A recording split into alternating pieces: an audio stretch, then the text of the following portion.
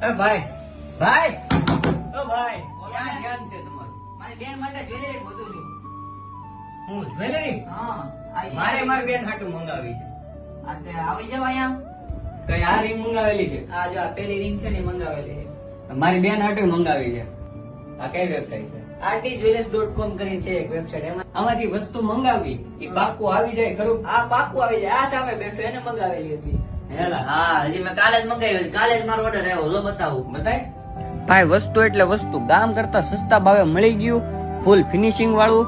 એટલે જોઈ હું તમે એકવાર વસ્તુ ઉપર નજર નાખો કેવી કેવી વસ્તુ છે. બ્રેસલેટ, પેન્ડન્ટ, ઇયરિંગ્સ, નેકલેસ વગેરે વગેરે કેટલી વસ્તુ એમની વેબસાઇટ ઉપર મળે છે. અને જાણવા જેવી એ વાત છે કે પોતાનું મેન્યુફેક્ચરિંગ છે ને એટલે જ તે ગામ કરતા સસ્તા ભાવે મળે તમને. જો તમારે જ્વેલરી મંગાવી જ હોય તો આમની વેબસાઇટ વિઝિટ કરો યા તો ઇન્સ્ટાગ્રામ આઈડી વિઝિટ કરો. એકથી એક વસ્તુ તમને જોવા મળી જાય છે.